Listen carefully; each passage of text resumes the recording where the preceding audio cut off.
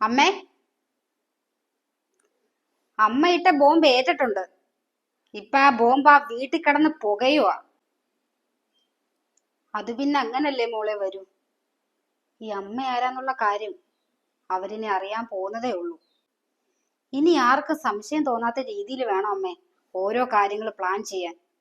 അവള് നിന്റെ കൂട്ടുകാരി ആയതുകൊണ്ട് അവിടുത്തെ കാര്യങ്ങളൊക്കെ കറക്റ്റ് സമയത്ത് അറിയാൻ പറ്റും. ആ വീട്ടുകാര് ഒരിക്കലും അറിയാൻ പാടില്ല നീ എന്റെ മോളാന്നുള്ള കാര്യം. പ്രത്യേകിച്ച് നിന്റെ കൂട്ടുകാരി. ഇല്ലമ്മേ, അവൾ അത് ഒരിക്കലും അറിയാൻ പോകുന്നില്ല.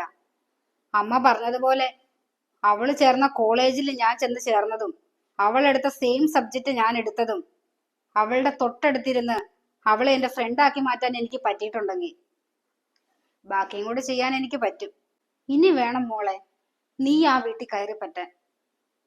നീ അവരുടെ സ്വന്തം മോളാണെന്ന് ഞാൻ വരുത്തി തീർക്കും. നിന്റെ അച്ഛനെന്ന് പറയുന്ന ആ മനുഷ്യൻ, അങ്ങേര് എന്നോട് ചെയ്ത ചതിക്ക് ഇങ്ങനെയായിരിക്കും ഞാൻ ആ കുടുംബത്തോട് പ്രതികാരം വീട്ടാൻ പോകുന്നത്. എന്നെ ചതിച്ച് മറ്റൊരു പെൺകുട്ടി വിവാഹം കഴിച്ച് സുഖമായിട്ട് ജീവിക്കാന്ന് അങ്ങേരങ്ങ് വിചാരിച്ചു. പക്ഷെ ഞാൻ പ്രതികാരം ചെയ്യുന്നതിന് മുന്നേ കാലൻ അങ്ങേരെ അങ്ങ് നേരത്തെ വിളിച്ചു. അങ്ങേര് പോയാലെന്താ, അങ്ങേരുടെ കുടുംബം ഉണ്ടല്ലോ ഇവിടെ. അങ്ങേരുടെ ആത്മാവ് കാണണം. സ്വന്തം മോള് തെരുവിൽ കിടന്ന് അലയുന്ന കാഴ്ച. എന്റെ മോളാണ് ആ കുടുംബത്തെ സ്വത്ത് അനുഭവിക്കേണ്ടത്. അതൊരിക്കലും ഞാൻ വേറൊരാൾക്ക് വിട്ടുകൊടുക്കത്തില്ല. എന്റെ മോള് മാത്രം മതി അങ്ങേരുടെ സ്വത്തിന് അവകാശി, വേറെ ഒരുത്തിയും വേണ്ട. അമ്മയുടെ കൂടെ ഞാനുണ്ട്.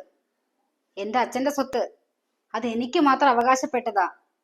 അത് ഈ ലോകത്ത് ആർക്കും ഞാൻ വിട്ടുകൊടുക്കത്തില്ല.